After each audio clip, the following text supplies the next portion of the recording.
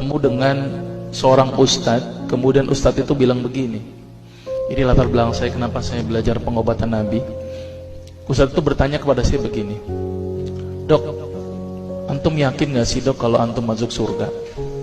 Kira-kira kalau ditanya seperti itu, bapak jawabnya gimana pak? Yakin gak sih pak masuk surga? Insya Allah pasti ya.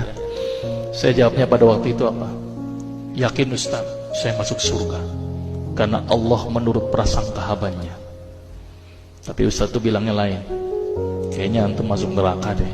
Waduh, Insya Allah kok bisa bilang begini Ustaz? Dari mana antum berpatokan anak masuk neraka? Tapi Ustaz itu cukup cerdas, dia memberikan data-datanya ke saya. Maka saya bersyukur kepada Ustaz tersebut ya.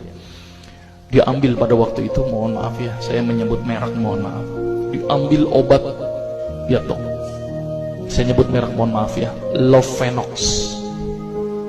Obat apa itu? Obat yang dipakai untuk mengencerkan darah. Biasanya diberikan pada penderita penyakit jantung, stroke dan gangguan bekuan darah. Lovenox.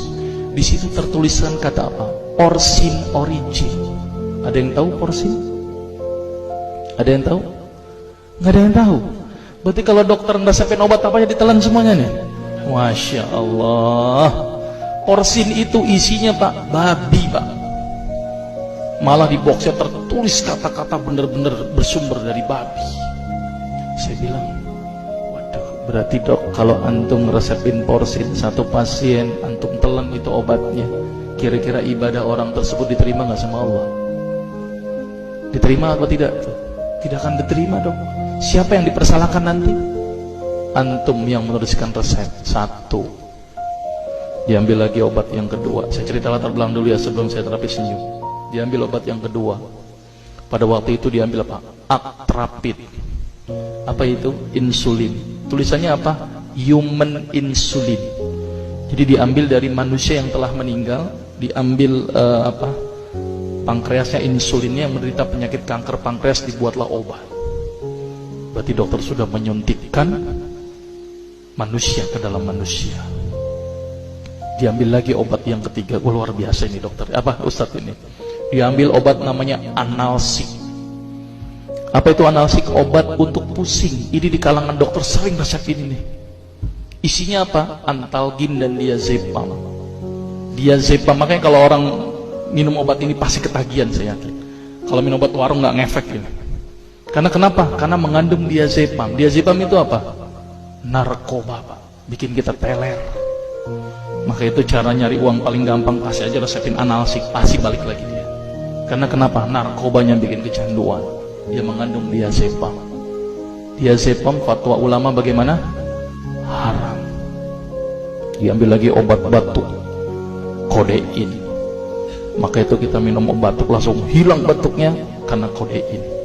Kodein ini ternyata derivat dari narkoba. Berarti dokter sudah ngeresepin narkoba. Diambil semua obat sirup di depan saya, lihat dok, lihat semuanya. Ada nggak yang tidak mengandung alkohol? Semuanya mengandung alkohol. Sampai saya pikir, Masya Allah, berapa ribu pasien yang telah saya resepkan obat-obatan haram tersebut. Ini yang menjadi kegelisahan saya pak. Maka itu saya beda haluan, kemudian belajar hadis, walaupun gak lulus-lulus, biarin gak apa-apa. Terus kemudian saya melihat ada sesuatu yang salah. Kenapa? Karena agama Islam tidak dipelajari secara benar. Banyak umat Islam saat ini belajar akidah, belajar akhlak, belajar fikih. Tapi lihat, pernahkah umat Islam di sini belajar masalah kesehatan Islam? Sedikit sekali. Kajian-kajian tentang kedokteran Islam hampir tidak ada. Makanya tidak heran sekarang umat Islam yang notabene hebat menurut saya katanya, tapi ternyata banyak yang sakit karena dilupakan aspek ini. Mudah-mudahan ini menjadi awalan kita untuk mengkaji, karena kajian ini rutin pak. Jadi saya mengisi kaji di beberapa kantor di Jakarta itu per kali pertemuan, per hadis. Dan itu berhubungan dengan masalah kesehatan semuanya.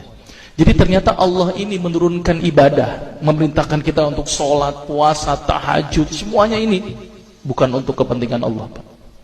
Allah nggak butuh sholat kita, Allah tidak butuh puasa kita. Ternyata Allah menurunkan ibadah adalah bentuk rasa sayang Allah kepada barang ciptaannya, yaitu manusia.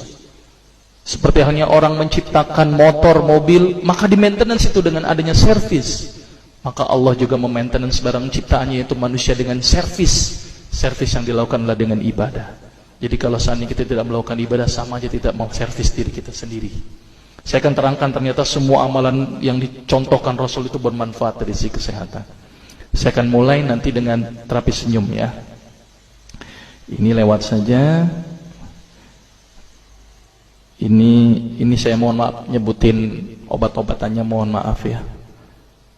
Ini juga mengandung plasenta. Plasenta itu ari-ari ya. Jadi di luar negeri itu ari-ari dipakai obat, Pak. Kalau di Indonesia diapain, Pak? Dikubur, kadang-kadang pakai apa? Kaca, pulpen, buku, kadang-kadang pakai kurungan ayam. Kreatif, tapi kreatif nggak benar. Gitu ya. Misalnya ini obat Lovenox namanya ya. Jadi bersumber babi. Ini yang mengandung narkoba.